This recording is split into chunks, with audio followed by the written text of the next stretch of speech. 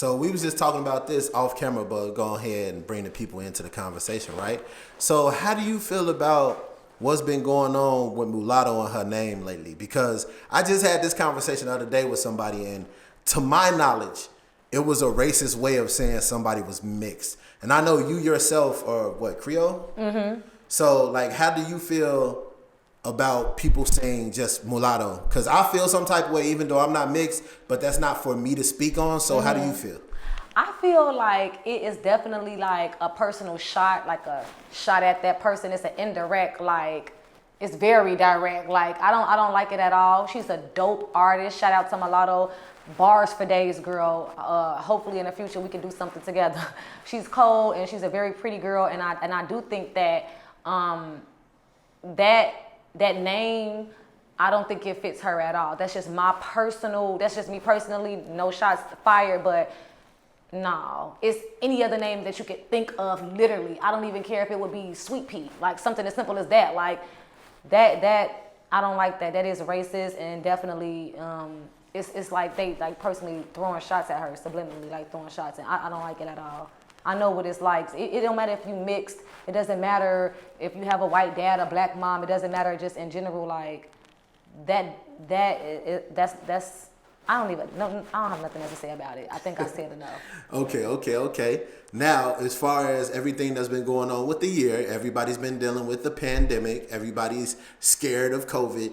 What have you personally been doing to keep yourself sane during this period of time?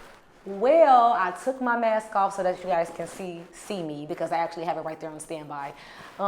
What I've been doing, honestly, is what we should have been doing every day anyway, washing my hands before and after everything, but just not avoiding touching my face and just definitely doing deep cleans, not just only on my house, but actually changing how I eat.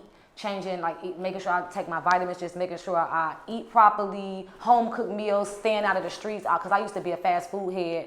But most importantly, I really have been social distancing myself. I go to work, I do what I gotta do, I come home, it's just me, and I hardly be around my family. Like, this is real. I just been protecting myself, just staying focused and keeping a little distance between me and other artists and other people, just because I work with so many people, like on a day-to-day, on my regular job. Shout out to Aldo. And I just try my best to just stay safe so that I can work. I'm a manager at my job, so I got to make sure that I'm not just living my life for myself, but for the others around me. I like that. Shout out to Aldo, because a lot of people don't really shout out their 9 to 5, even if they are out here hustling. You know, actually, somebody that came around and actually said, "Look, I have a regular job and I'm keeping it." DFB Pac-Man. Have you heard of him? I don't know nothing about that. You don't know DFB Pac-Man? No. He's talking about the guy that he still raps and make music, but he actually has a 9 to 5 too. I don't know him.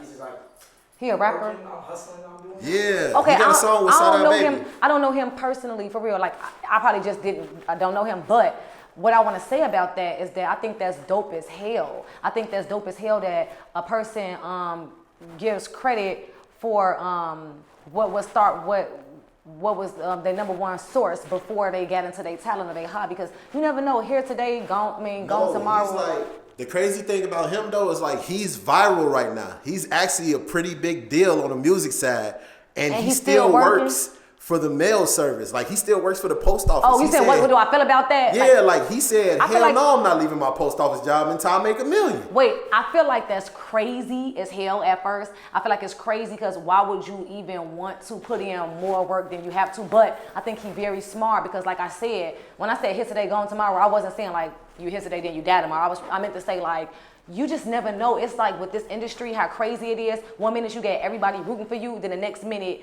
they just, if you're not relevant consistently, you can fall off the face of the platform. So he's just trying to secure his bag by all means necessary. That's his way of doing it. It's crazy, but I think that's crazy cool that he just keeping it as a plan B or as plan C, plan D. That's dope.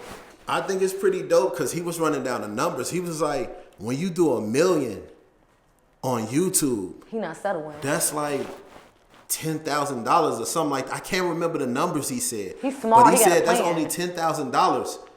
So even if I got 5 million views, that's $50,000. I'm not doing 5 million views on every video. It makes no sense for me to stop working my 9 to 5. That's how I pay for everything. Right. Like, and he real cool. Like, got his kids on there, so I thought that was pretty dope. I think and since that's you dope. didn't know much about him, or I'm gonna put you on when we get done with For this real, interview. now I'm I'm enlightened now, and I think that's smart of him. Yeah, I do. so that is very, very dope. How long have you been modeling? I have really got into modeling.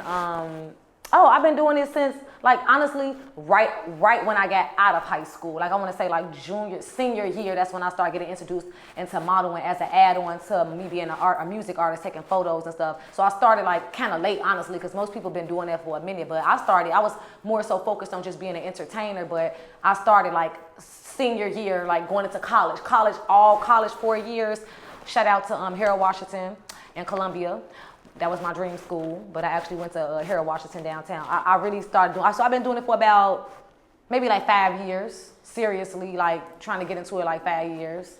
And does the modeling go with the music? Did it happen at the same time?